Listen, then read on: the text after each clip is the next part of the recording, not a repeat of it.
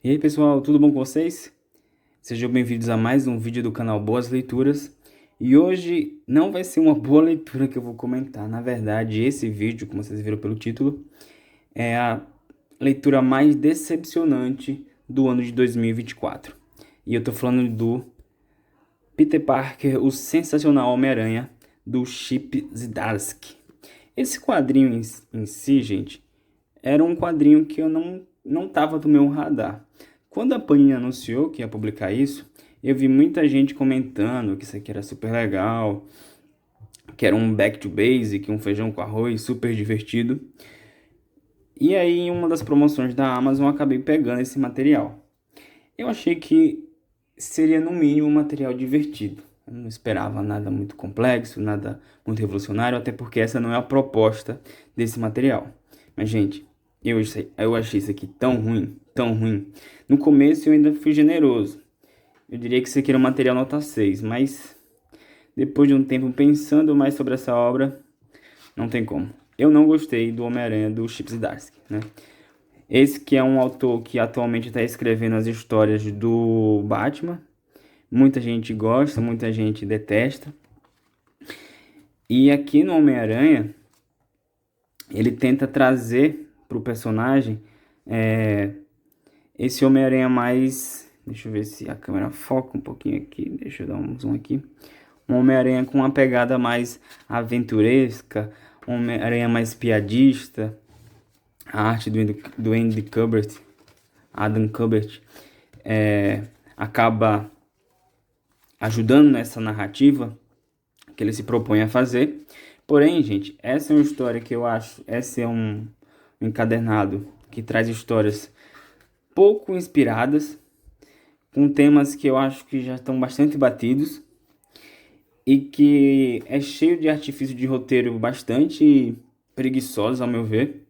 Não é engraçada, como muita gente fala. Os melhores momentos, que são os momentos mais engraçados, eles são deixados de lado para trabalhar uma trama que, venhamos e convenhamos, não é das melhores. E é sobre isso que eu quero comentar, né? O nome do encadernado, como eu disse aqui, estou passando aqui para vocês verem um pouquinho da arte. O nome do encadernado é chamado Projeto Crepúsculo, né? O que seria esse Projeto Crepúsculo, né? A trama, então, dessa obra gira em torno desse projeto, que nada mais é do que um plano clandestino da SHIELD, né, de alguns membros da SHIELD, que visam ter uma espécie de banco de dados dos heróis, né? Eles querem reunir todas as principais fraquezas dos grandes heróis, algo parecido com o que acontece no Liga da Justiça Torre de Babel, só que sem o mesmo refino, né? Não é nada que é muito bem explorado, mas essa é a primeira a trama principal, né? Esse plano que envolve certos personagens que vão ser abordados na história. A ligação do Homem-Aranha com essa trama no começo se dá porque o Peter Parker começa a investigar uns smartphones hackeados que ele acha muito estranho. Essa investigação em si, inclusive, eu acho ela bastante forçada. Ela serve para colocar na história a Riri Williams, né, a Coração de Ferro, que vai ser importante no decorrer da trama. E logo depois ocorre que uma personagem é posta na história que ela sim vai ser o principal elo de ligação do Homem-Aranha com esse projeto Crepúsculo. Quem é essa personagem? Bom, essa personagem é nada mais, nada menos que a Teresa. Cadê? Quando ela aparece. Deixa eu ver, procurar a página. A Teresa, que é a suposta irmã do Homem-Aranha, né? Essa é uma personagem que surge naquela minissérie Negócios em Família, o Negócios da Família, escrita pelo Mark Waid com desenhos do Gabriel Deoto, que é uma minissérie, gente, bem fraca, bem fraca. Eu tinha ela aqui em casa, mas eu acabei vendendo esse material. E já na minissérie em si, essa minissérie que não tem muita relevância, mas o Chip Zdarsky quis trazer essa personagem dessa série, só que ele traz essa personagem, no primeiro momento, como um artifício de roteiro para ligar diretamente a investigação que o Homem-Aranha estava tendo com esse projeto Crepúsculo, até porque a ideia é que ela como ocorre o negócio da família, a gente descobre que ela é um agente, né? Um agente filtrado. E aí a gente descobre que ela soube desse projeto e agora ela corre ameaça por ter informações sigilosas sobre o que se passa no projeto Crepúsculo. Então ela é colocada na trama como um elemento para que ocorra cenas de perseguição e em relação a ela, e o Peter vai se interferir nisso, já que ele tem um certo elo sentimental pelo que aconteceu no negócio em família. Só que eu penso assim, se você traz pra trama uma personagem que até então é uma personagem com pouca relevância, de uma minissérie obscura, indica-se que você vai trabalhar esse personagem, que você vai desenvolver uma trama para esse personagem. E não é o que acontece. Pelo contrário, a Teresa, ao longo da história, ela tem participações como um coadjuvante quase que totalmente dispensável. Lógico que para a narrativa do que o Chip Zdarsky está construindo, ela é importante, mas ela faz muitas vezes um papel quase de que podia ser feito por um artefato, por um objeto, por um robô, porque ela não tem muito carisma. As interações delas com os outros personagens não é das melhores. Tem um momento que ela consegue um traje e não é nada muito interessante. Então, assim, quando ele vai desenvolver a personagem em si, já é lá pro final do encadernado, né, das histórias. E é um desenvolvimento que eu acho bastante questionável, né? Bem questionável. Então, a trama já começa falhando nesse momento, nesse ponto.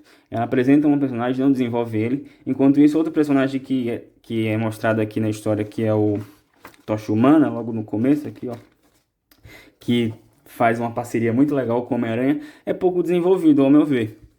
E toda essa parte cômica que muita gente fala, também é pouco desenvolvida. Por quê? Porque cada vez mais o Peter vai se debruçando sobre essa investigação. E aí, conversa vai, conversa vem. Tem também participação do JJ Jameson aqui na história. Uma participação que eu acho que descaracteriza um pouco o personagem. Ele tenta humanizar mais o personagem, mas eu acho que ele acaba descaracterizando um pouco ele em certos aspectos. Tem essa outra personagem aqui que surge em um dos melhores momentos, mas também ela é subutilizada no roteiro. A história então avança.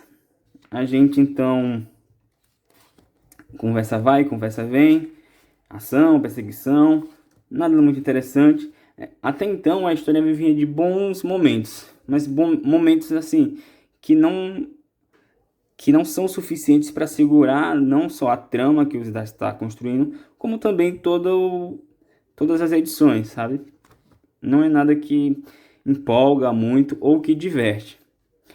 Raro alguns momentos que poderiam ser melhor explorados, como eu falei, como por exemplo aquele outro personagem, a relação dele com o Tocha Humana, mas a trama precisa ir, avançar e coisas do tipo, e aí a trama vai avançando, e aí a gente chega, gente, em um momento que pra mim a história, que já não tinha muita graça, se torna tenebrosa, essa é a palavra. O que acontece é que essa investigação toda desse projeto culmina, não vou explicar em detalhes, até porque alguém queira ler, mas culmina numa invasão de uma espécie tecnológica alienígena que quer destruir a Terra. A motivação dessa espécie é até interessante, envolve inteligência artificial. E aí, como é que nossos heróis vão lidar com isso, né? Bom, a gente pode lidar da forma mais batida e preguiçosa possível. Viagem no tempo, né? Eu crio uma super ameaça. Eu não me incomodo do fato de você trazer elementos cada vez mais absurdos do nada em uma história de super-herói. Eu acho que isso é a graça do gênero, brincar com ficção científica, com fantasia.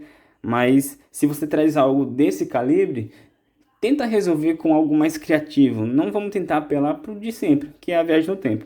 Então, o Doutor Destino aparece do nada e manda os personagens de volta para o passado para eles conseguirem reverter a situação, porque existe um elemento, um acontecimento no passado que pode permitir que eles consigam, na verdade é um ser que está no passado, se não me engano, uma máquina que eles, se eles conseguirem trazer de volta para o presente, eles consigam resolver a situação.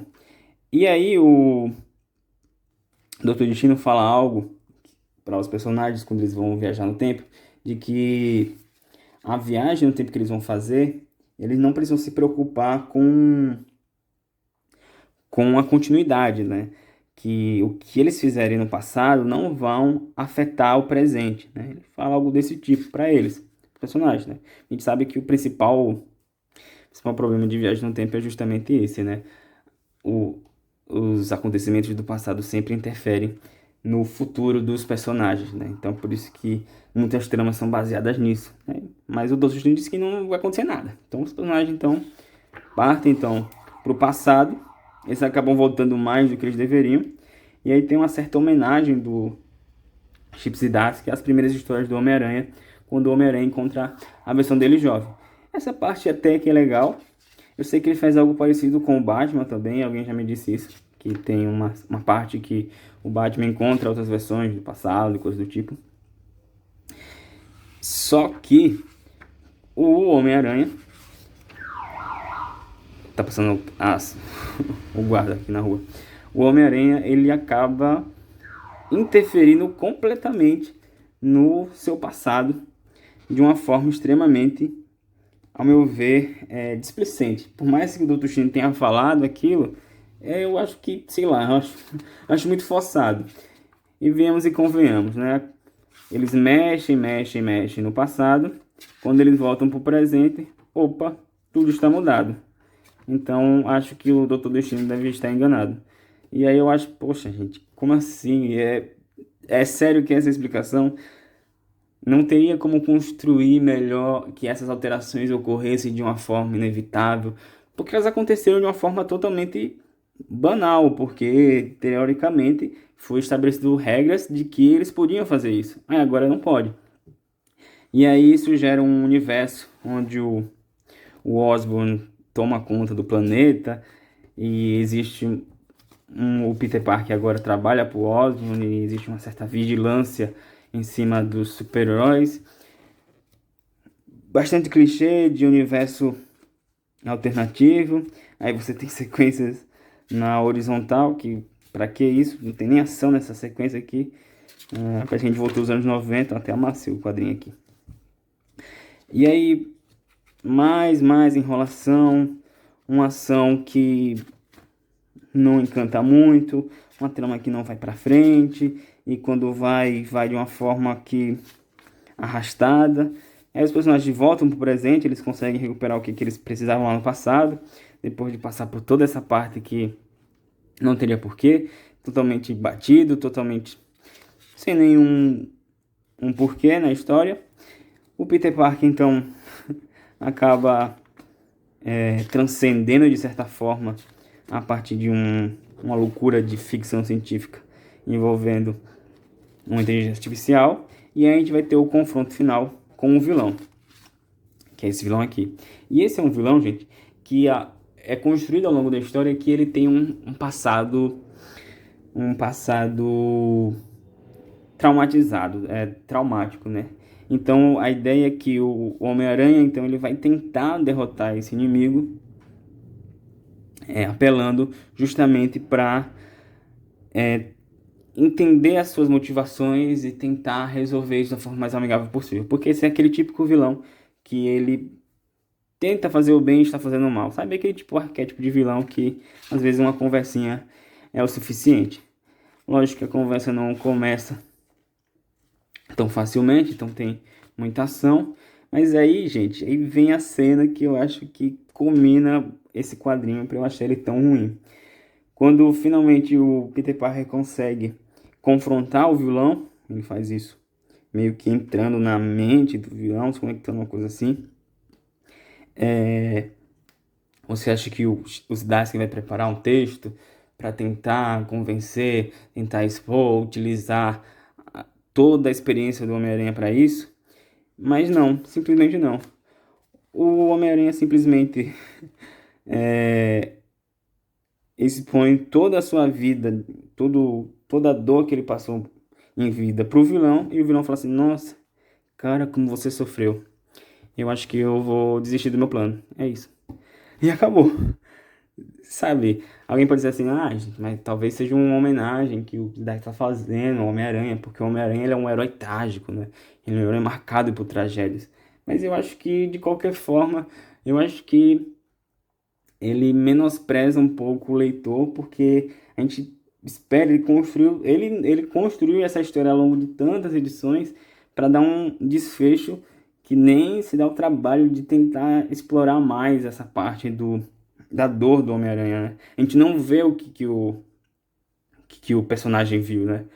A gente subentende sobre os traumas, mas isso podia ser melhor exposto no quadrinho. Parece que tinha que ter tantas páginas para terminar a história. Vamos lá, terminou. Ah, nossa, terminou. Então, gente, aí depois o Homem-Aranha faz um sacrifício, que a gente sabe que ele não morreu, claro que ele não morreu. E aí termina a história. Então, um material que... História principal, né? Um material que não me agradou, não me agradou mesmo. Eu achei que seria minimamente divertido, nem isso foi. Então aí a pior leitura que eu fiz no ano passado, não recomendo, tem quem goste, mas eu acho que até existem outros trabalhos que se propõem a ser o Back to Basics, que são muito mais legais e muito mais divertido que esse. Então é isso. Se você gostou, curta, compartilhe, se inscreva no canal principalmente. E é isso. Muito obrigado. Falou!